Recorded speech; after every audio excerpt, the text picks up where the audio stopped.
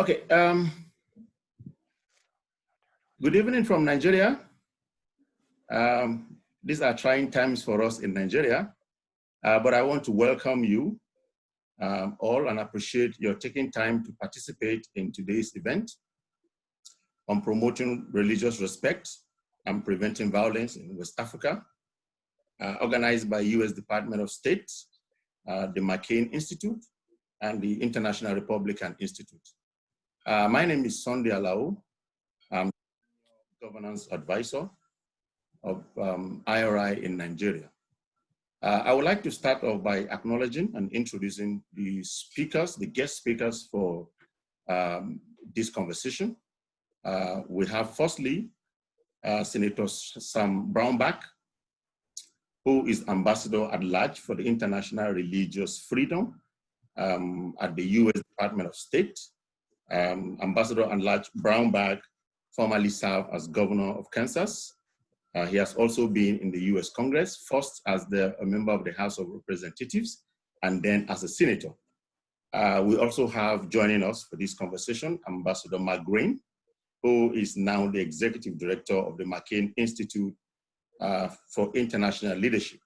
Ambassador Green is the immediate past administrator of the U.S. Agency for International Development. Before then, he was the president of IRI and had served as U.S. ambassador to Tanzania, and also had served as a distinguished U.S. congressman. He was in the U.S. Senate for 4 terms, representing Wisconsin 8th District. Interestingly, when I joined IRI in 2014, Ambassador Green was the president of IRI, and I had the honor of being welcomed by him when I led a delegation of Nigerian lawmakers on a study tour to the United States. We are indeed very privileged to have these 2 distinguished diplomats to speak to us on this contemporary issue that I have personally grappled with as a Nigerian, especially a Nigerian who is from the South Christian majority, but was born and brought up in the North Muslim majority sites in Nigeria. Before I bring on board Ambassador Brownback to offer his keynote address, I would just like to share briefly, just highlight few issues that has underlined religious freedom in Nigeria and indeed West Africa based on my personal experiences. And I would like to start by saying this conversation couldn't have come at a better time than now, owing to the ongoing youth protests calling for police reforms. We are all aware of the recent coup in Mali.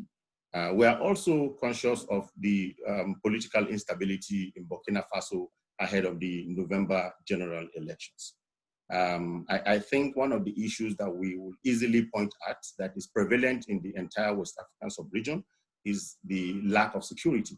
And I will always say the centralization of security, the centralization of police system, especially in Nigeria, the poor funding, the inadequate manpower, and even resources and equipment with which they are to carry out their assignment has necessarily restrained and rendered the security agencies unable to effectively police the very large ungoverned spaces in these territories and also address the threats, the external security threats, especially that is coming from the Maghreb.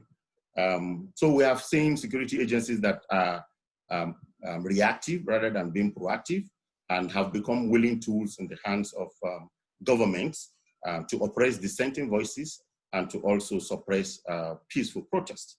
The other issue I will quickly want to mention is that of crisis of identity and citizenship. We have seen the challenge of failure to achieve national integrations in most of the societies within these West African countries, especially in societies where people of different ethnicity and religion have coexisted. That situation has been aggravated with the migration of Southern Christians to mostly populated Northern Muslim territories.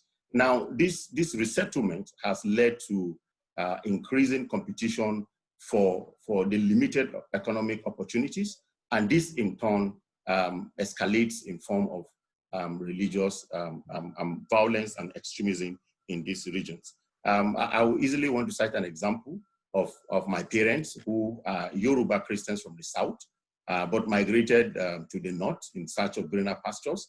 And they had the 6 of us in the north. So we're born and brought up within the northern region, but we are still being considered as non-indigens. And by non-indigens, it means you do not have access to economic opportunities. You do not have access to effectively participate and benefit from the political right. So situations like that tend to increase the level of frustration among people who are resident in territories, and it also results into violence that takes the dimension of religion. Changes in climate is another issue I will quickly talk about. We have seen how changes in climate has created desertification and the shrinking of the Lake Chad, which has motivated farmers and herders to move to the southern part, most of them concentrating in the north central part of Nigeria. And well, an increase in the number of farmers with intense competition on the limited land space has led to a situation of the perennial conflict and clashes between farmers and herders, especially in this middle belt region. And I think the other one, by virtue of having worked in a democracy promoting space, one major thing I would like to talk about is the absence of good governance in most of these countries in West African sub-region. The original perception that democracy will breed economic prosperity has been lost on most citizens, especially the increasing youth population. Economic activities are shrinking, jobs are nowhere to be found. Now there is a resort to the political process because apparently that is the only access people have to government wealth. So increasing competition within the political space has also heightened tension and also led in so many times to conflict and violence, which of course eventually take the dimension of religion. So in essence, I think the escalation of religious violence within the sub-region may not have root causes solely in religious considerations, but they are a symptom of other issues that have persisted unaddressed over time. I must recognize the role the US government has played through various agencies, especially in promoting interfaith peace building. We have seen interventions to build the capacity of traditional and religious leaders to mitigate religious violence in their rural communities. The visit of Ambassador Green to Nigeria when he was USAID administrator in August 2019 validates that effort. Government is also trying. The Nigerian government, for example, has created the Nigerian Inter-Religious Council, which is providing a forum for religious leaders to interact, to understand the issues and how to live together. But however, I think there is a germane need for Nigerian government and all other governments within the sub-region to address the challenge of good governance. There is also a need to overhaul the security architecture and to also equip them with the challenges that are emanating within the 21st century. The other thing that I think I'll just mention briefly is the fact that we have had several investigative panels to interrogate ethno-religious conflicts. Most of the reports and recommendations are lying in various shelves without looking at. So I think it's also time government to look at all these things. I would welcome Ambassador at Large Brownback to make his remarks, but I would also want to thank you for joining us, appreciate your participation in this conversation, and to wish you very, very fruitful deliberations. Thank you very much. Thank you very much, Sunday. Appreciate that. I want to also thank the McCain Institute for the chance to speak and to address this critically important topic today. And it's a great pleasure and delight to be able to speak at an institute named after a friend of mine, John McCain. I served with him in the United States Senate, worked with him on his presidential campaign, was one of his strong supporters during that run for president. What a dear man, loved him, great guy. And what a wonderful citizen of the United States and supporter of peace throughout the world. John McCain really did it. He lived it. He traveled it. He worked it hard, and so I'm honored to be on a platform named after him. I'm here to speak with you today, though, over our deep concern over the erosion of traditional and interreligious dialogue and what we have seen as a declining commitment to religious freedom in some parts of West Africa. We know the causes of conflict in the region are complex, but we have growing concerns about the ways in which religion is used to mobilize and justify violence, as well as great hope that religious actor engagement and a stronger commitment to religious freedom can support peace building. Religion is not a neutral force. It can be and will be used for good or for ill. We want to see it used for good. 2020 has seen rising violence in many parts of West Africa. Religiously motivated abuses and discrimination, while still low compared to other areas of the world, has been rising in recent years.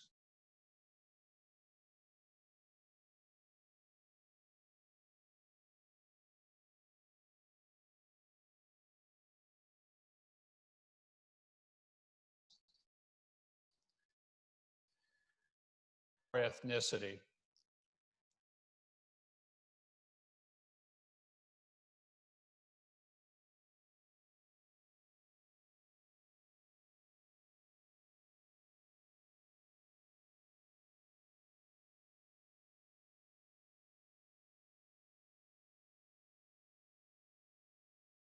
Let's be clear. The vast majority of victims of so-called Islamist terrorist groups are Muslims. International noted, quote, I guess we, in an age of Zoom phones, we just keep going.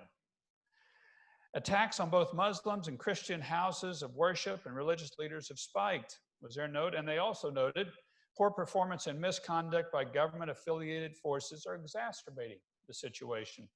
In August, the Grand Imam of Djibo, a man known for bringing Muslim and Christian communities together in Burkina Faso, was abducted and later found dead. Other reports describe the rise of intra and inter-religious tensions. This is troubling, very troubling, for a region with a long history of modeling religious respect. In north-central Nigeria, long-standing resource conflicts have played out along ethno-religious lines over the past decade. And while the Nigerian government has deployed security forces to troubled areas, they've been unable to stop the violence and in some cases, regrettably, have made it worse. In northeastern Nigeria, Boko Haram and ISIS West Africa attack religious institutions and populations to draw more attention to themselves and drive wedges between communities. For example, Boko Haram killed 4 people in a market on the eve of Eid in July. Last year on Christmas Eve, Boko Haram also killed 7 people and abducted a teenage girl in a raid on a Christian village in Borno State. On December 26th, ISIS West Africa released a video of the execution of 10 Christians and 1 Muslim to avenge the death of ISIS leader al-Baghdadi.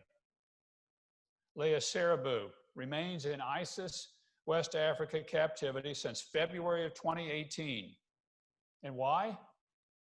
Because she refuses to convert to Islam. In May, Boko Haram killed 20 people as they prepared to break their Ramadan fast just after sundown. According to the Council of Foreign Relations Nigeria security tracker, Boko Haram has destroyed 59 churches, 22 mosques since 2010.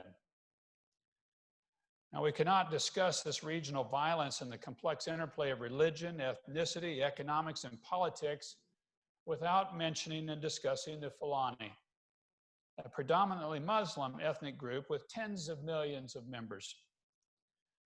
Lack of information about perpetrators of attacks is also a problem that leads to unhelpful stereotypes. For example, reports by USERF and the Africa Center at the National Defense University describe serious problems arising from the collective punishment of the Fulani people. As I mentioned, a predominantly Muslim ethnic group. As a whole, this is, and due to the association of some of their number with violent groups. The role of religion in the violence associated with the Fulani people remains unclear. Violence both by and against Fulani groups clearly aggravates tensions across the region. There are also disturbing reports of continued inflammation of religious sectarianism, supported by voices and money from other countries, and in particular from the Gulf. While foreign influence is not the cause of such violence, it contributes to discrimination, sectarianism, and intolerance that can fuel violence and inhibit positive social and political relations. 10 years ago, a preacher from Burkina Faso by the name of Ibrahim Malam Diko, who had studied in Saudi Arabia, took grievances over corrupt and abusive governance and access to land and water and interpreted them in light of his own faith and of his own anger, and birthed in 2016 an armed movement called Ansarul Islam, which accelerated violence across the region. But let me emphasize that religion itself is certainly not the problem. It's the voices that encourage or justify intolerance, discrimination, and violence. That's where the problem is. Violence is spreading now into coastal West Africa, a region previously spared from terrorist violence.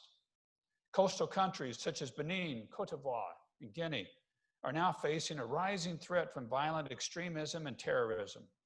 These governments must increase their commitment to good governance and respect for human rights. They must improve intercommunal cohesion and build greater resilience to violence, including fostering traditional religious dialogue. Just as the reasons for violence in West Africa is complex, so too are the religious dynamics.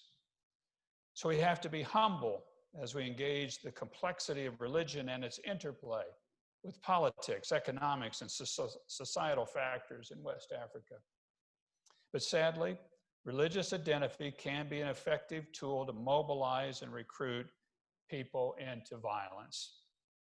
On the other hand, thoughtful and respectful engagement with local religious actors who command trust and respect throughout the continent, and along with regional governments' commitment to religious freedom, continue to be an important part of a long-term solution.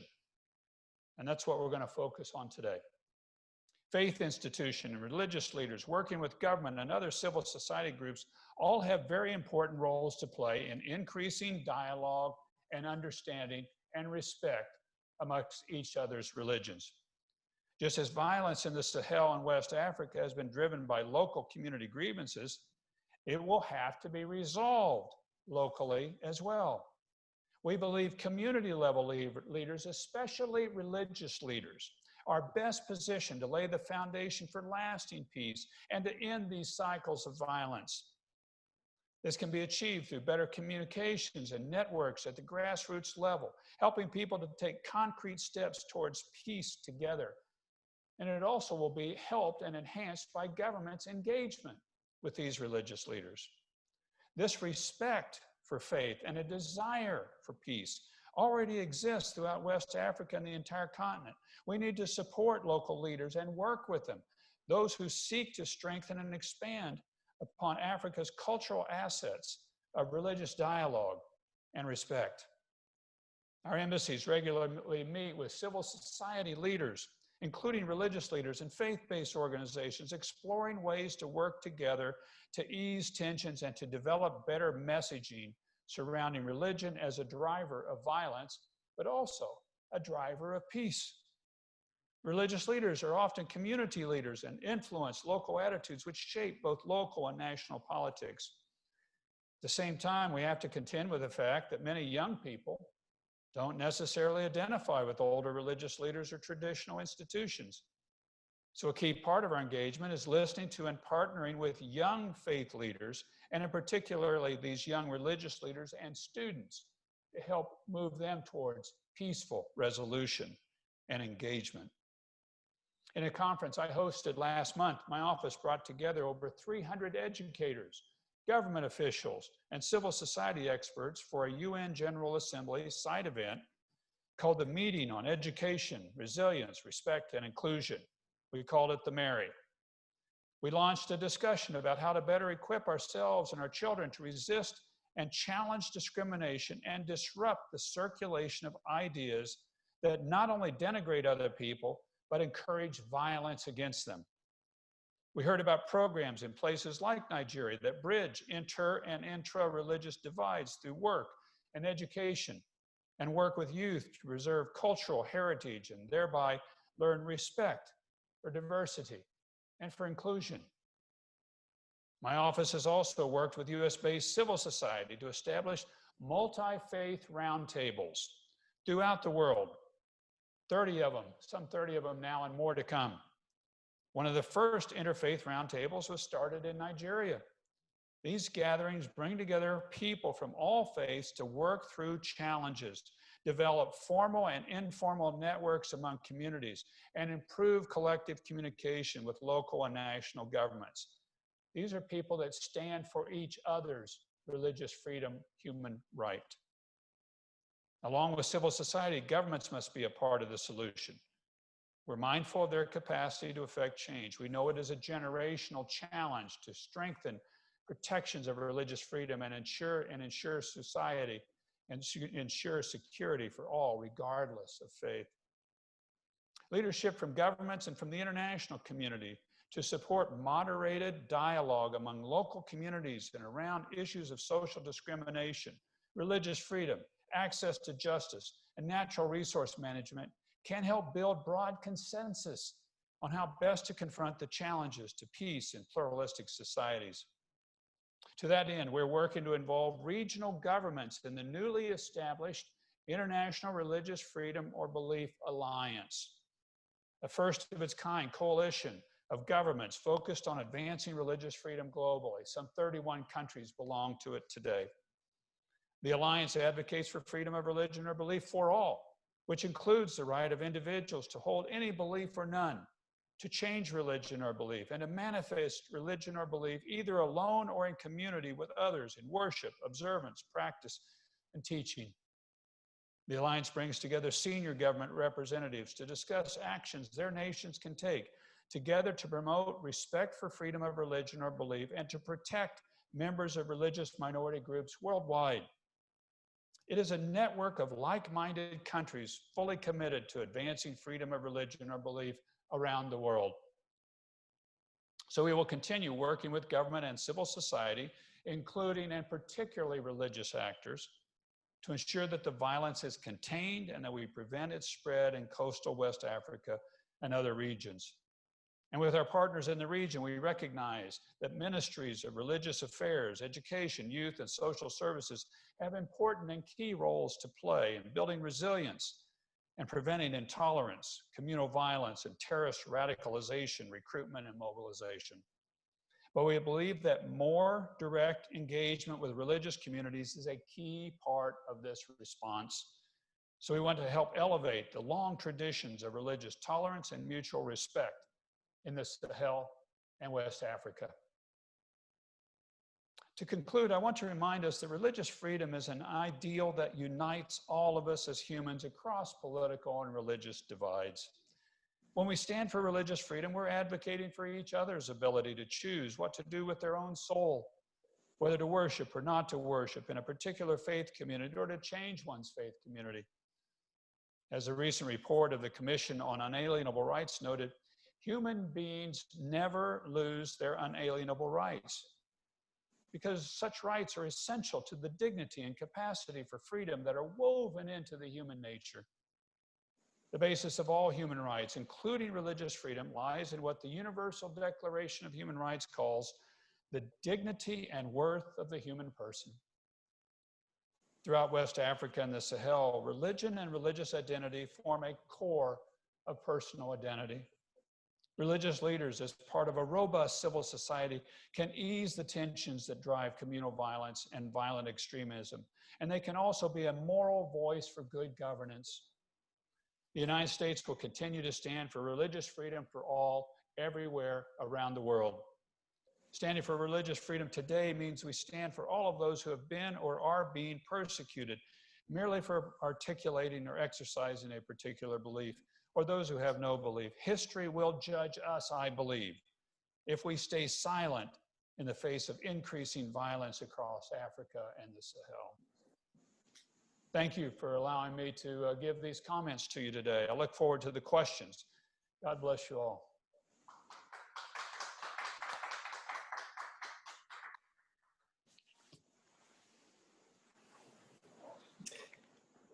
Ambassador Brownback, Sam, Yeah. thank you for those remarks, and welcome again to the McCain Institute.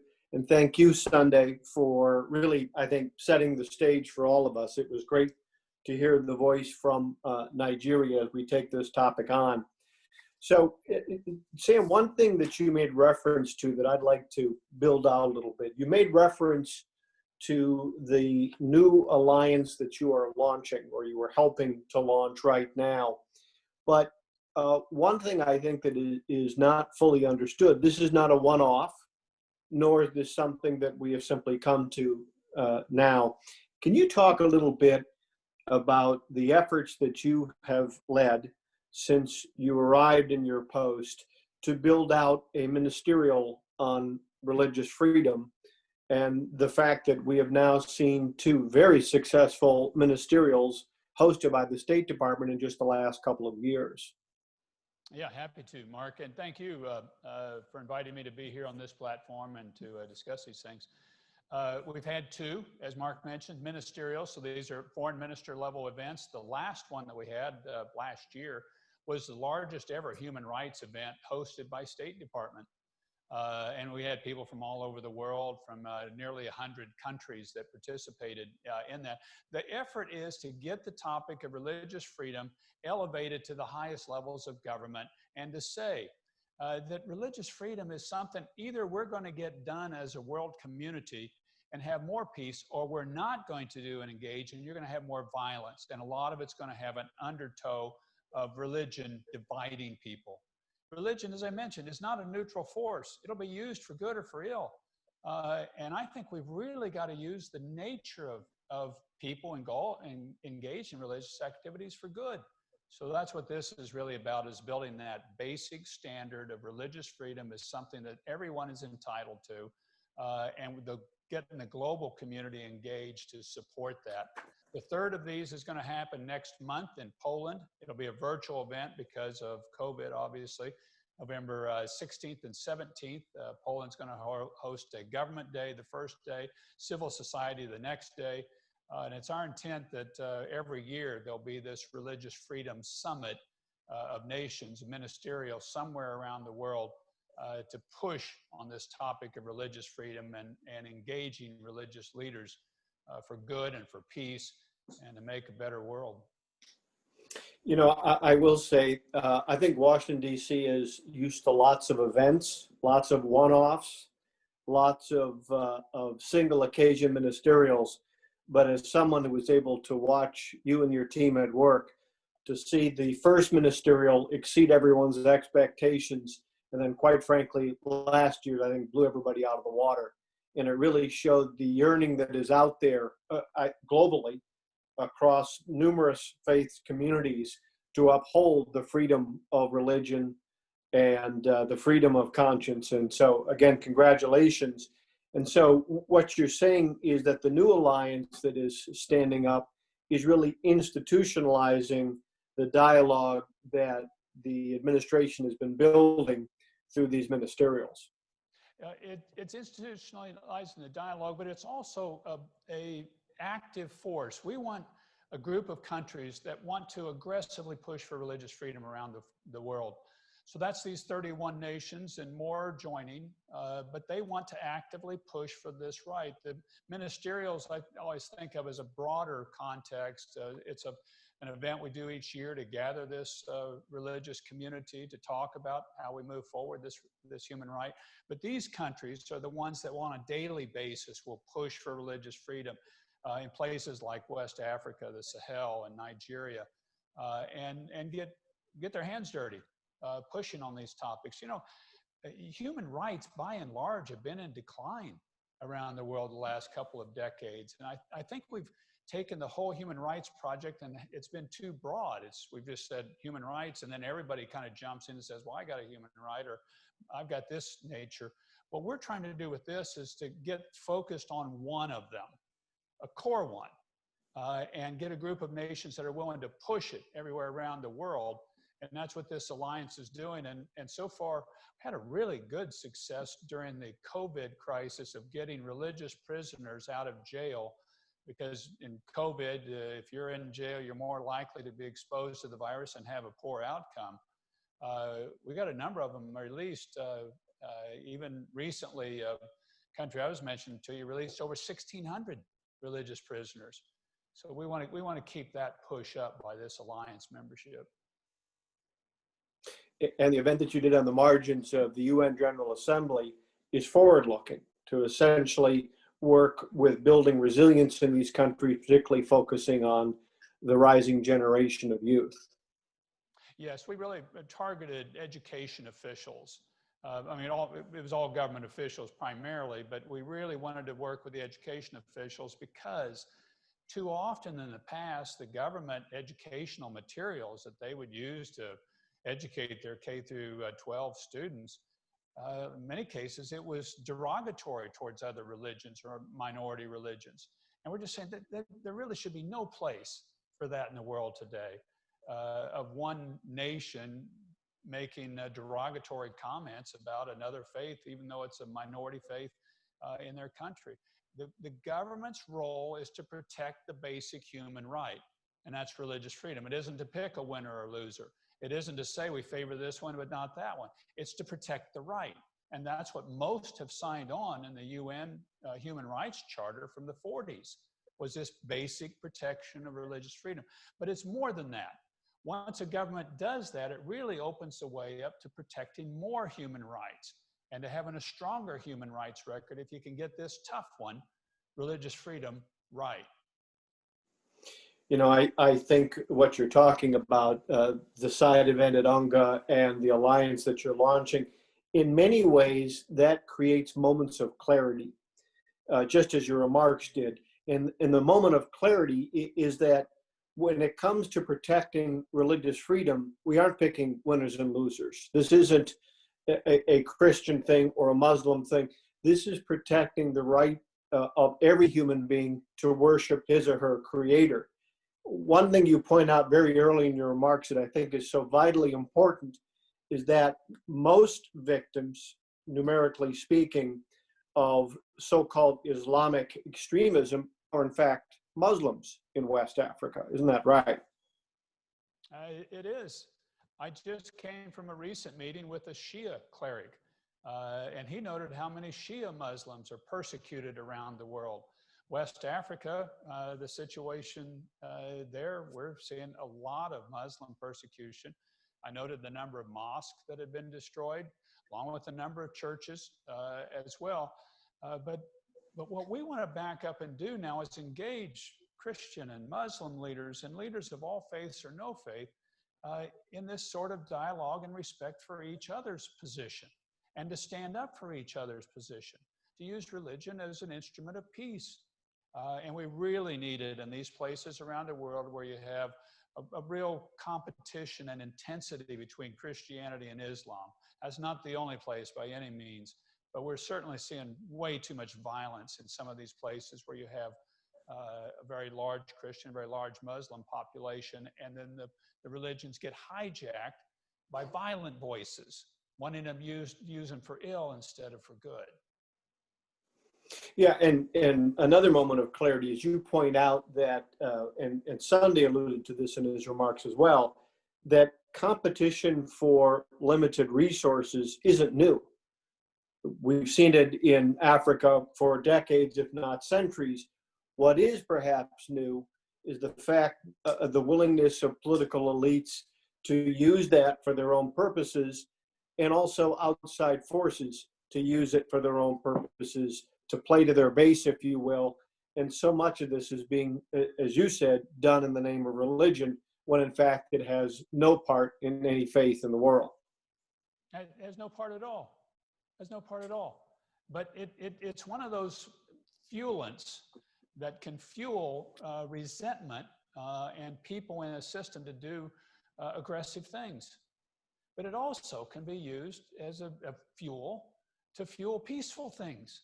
And that's where, Mark, I get really disappointed a lot of times in us, in government, around the world, that we haven't figured out how to work better with religion. It's like we got this separation of church and state. So, okay, we don't work with religion at all. Well, the bad guys will work with religion and they'll hijack and they'll use it. Well, why can't we work with religious leaders and build in towards these better angels that are there, towards peace, towards caring for one another, towards loving one another, the golden rule, that you would do unto others as you would want them to do unto yourselves, and use that ourselves. I just think government has really been slow to the dance here, where the bad guys have been fast there to get and use religion, misuse, manipulate it, and we ought to be working with it for the better side and to build for peace and for prosperity for people all over the world. And I think you're starting to see more governments engage that way, and we need to.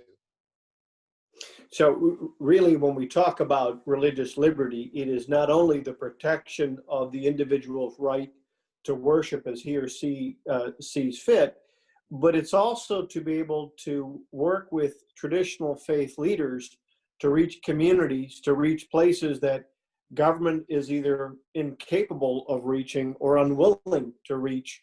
And in many ways, that can be part of the answer in taking on some of these conflicts.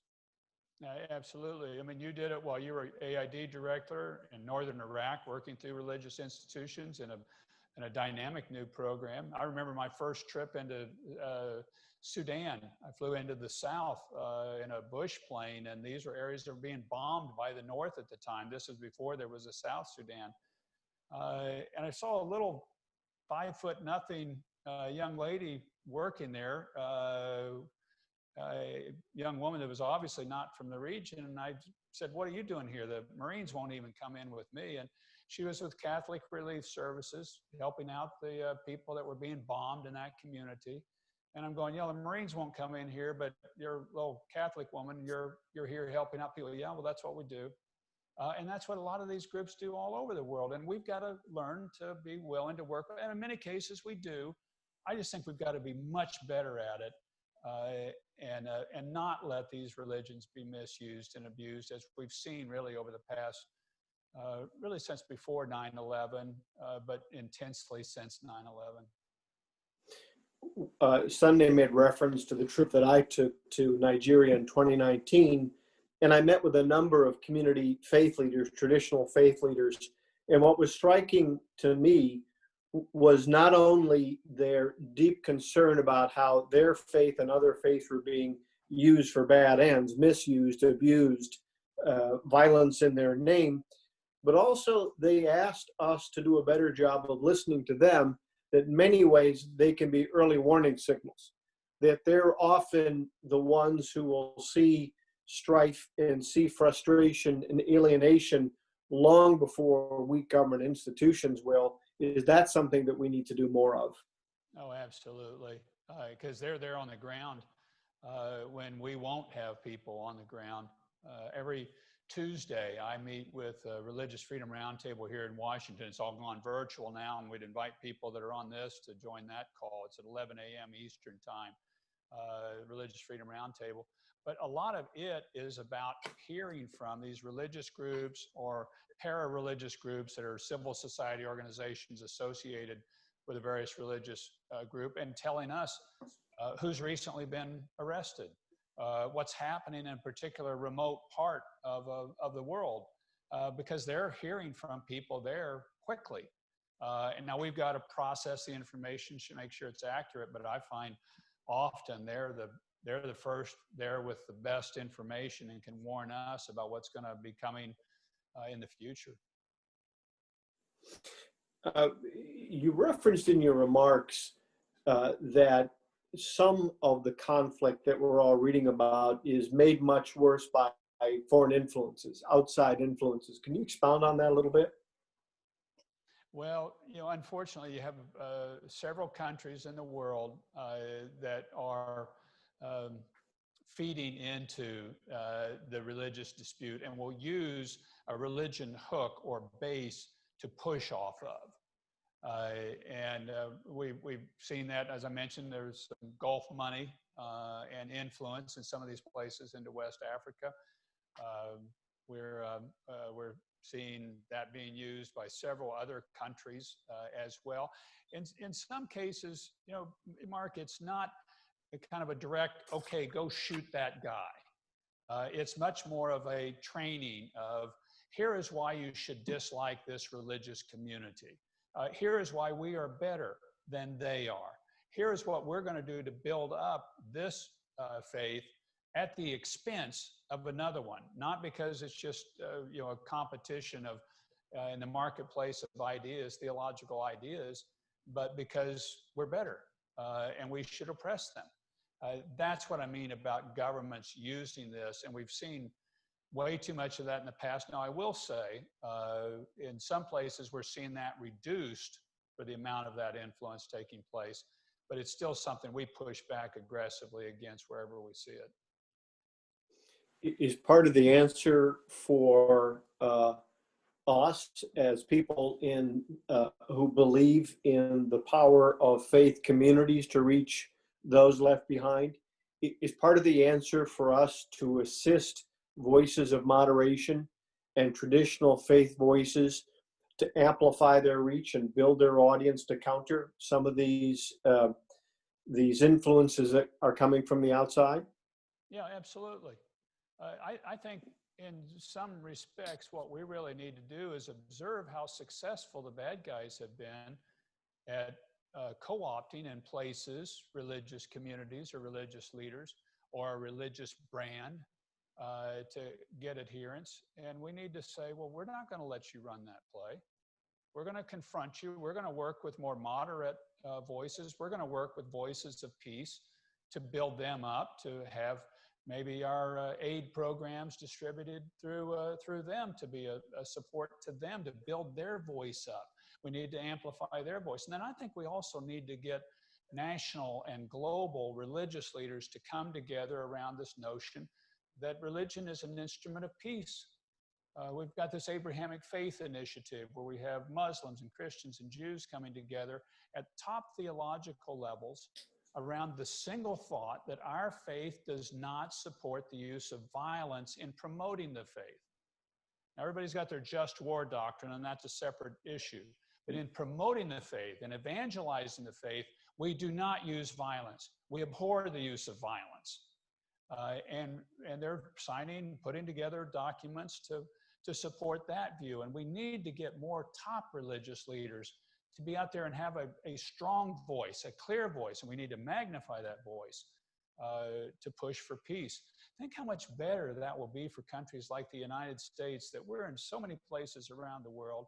There's so many conflicts, and so many of these conflicts have this religion misuse underneath that's kind of fueling the fire. If you could get that fire suppressed, would be so much better for us, but so much better for the world. One part of your remarks that really caught my attention, you point out that Boko Haram is in many ways getting attention, recruiting attention, building their adherents, if you will, by targeting religious institutions, both churches and mosques. And since 2010, 59 churches and 22 mosques have been destroyed, all as a way of getting attention, I guess. It is. And then you notice the timing of it too. The night before Eid, the day after Christmas, the video is released right when you've got these heightened religious days of the year and people being shot, beheaded. The beheading that recently took place in France. You know, you just, and such a brutal, horrific, graphic thing, and that's how they draw attention, and that's how they get more adherence. We've got to aggressively push back against those terrorist groups, a number of which, Mark, are really gathering and trying to push more aggressive stance in West Africa. This is a key area of the world that we all need to be watching and engaged in more as West Africa, because I think the terrorist elements in the world are really starting to galvanize more in that region. In some ways, the elephant in the room is what Sunday alluded to. It's hard to open a newspaper these days without seeing or reading about some of the violence that's taking place in Nigeria, government crackdowns on protesters. And while it may not have directly a religious element to it, do you think that there is a role for the faith community to play in taking on reform and promoting dialogue between largely youth protesters and the government, central government? I think they can be one of the more credible forces, the more credible conveners in some of these cases. Often religious institutions are ones that are advocates for humanitarian changes in nations. This is outside of West Africa, but our alliance has been pushing for the Catholic Archbishop of Belarus to be allowed back in his country. Well, the Belarus government kicked him out because he was calling for a better society. Well, good.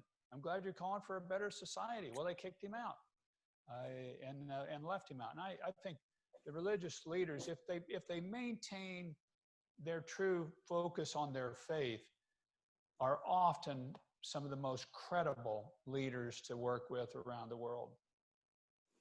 And in some ways, perhaps that's why we see faith leaders being those who receive the government's oppression. In other words, we see faith leaders who are standing up for individual dignity and freedom. That may run contrary to what authoritarians want to see, and so oftentimes they're targeted and they're on the front lines. Oh, they are. I mean, the biggest example of that in the world today is China, where they have declared that they will appoint the next Dalai Lama. You're going, wait a minute. The Dalai Lama has been picked by Tibetan Buddhism in a system that's hundreds, thousands of years old. The Chinese government is not the authority to pick the next Dalai Lama. And they say, well, we're going to. Well, they want to control the institution. They want to influence who's put in those leadership positions. But we want to see religion be free and the institutions themselves be allowed to pick their own leadership, because they end up being, in many, many cases, the great moral voice in that nation or region, as they really just live out their own faith in their own place. That's why, again, it's just so important. And it's so important for a country to back religious freedom and allow groups to pick their own religious leaders. It may be uncomfortable for a while. I have been, when I was in public office, chastised by religious leaders. Didn't really like it. You perhaps have too at one time or another, but I'm glad it happened. They had a fair point to make. It was important for the dialogue that we have as a nation, and it'd be important for the dialogue of other nations around the world. You know, as we read these stories about what's taking place in Nigeria in terms of the violence, and we read stories about some of the challenges in the Sahel, and some of the numbers are obviously deeply disturbing in terms of acts of violence. But one of the things that has struck me about your work and your approach to your work is your relentless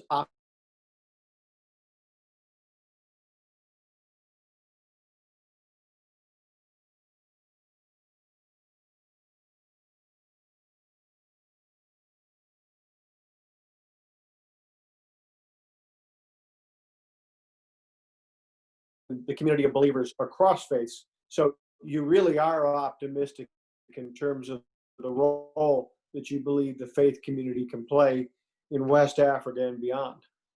Absolutely. Why? I think that's what's so important about working with religious leaders. A quick story. I was in Tennessee, and I was lamenting how much there's been decline in religious freedom. And a gentleman came up to me afterwards who was a Baha'i and had his family, still has family in Iran.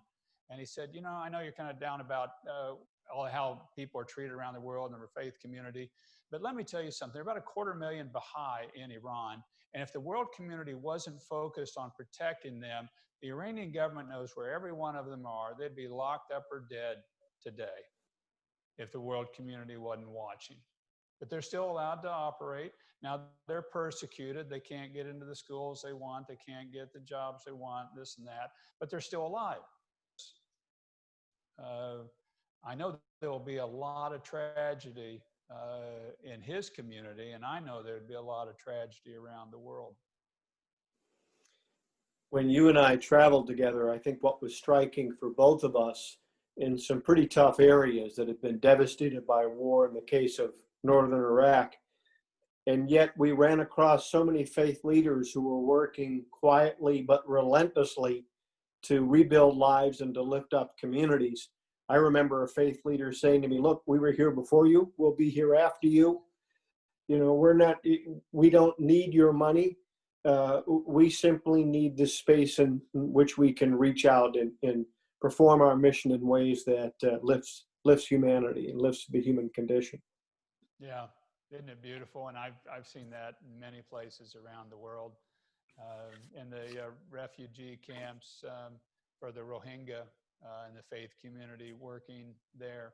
And unfortunately, many refugee camps growing up in West Africa or coming up in West Africa, and I haven't been in those, but I'm sure reading about more of them, but I would guarantee that there'll be religious leaders and faith communities that are operating, helping bring people's souls back up.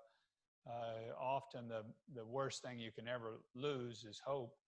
And these faith communities continue to build hope in individuals, even though the situation around them has deteriorated terribly. They continue to build hope and provide services and food and shelter. I hope we can continue to work with them. I hope we can figure out how to work very effectively with them. And I do hope we can see a decrease in the religious persecution and religious division. Because religion really should not be used for division. It should be used for unity and to bring people together. That's its true nature if it doesn't get manipulated the wrong way.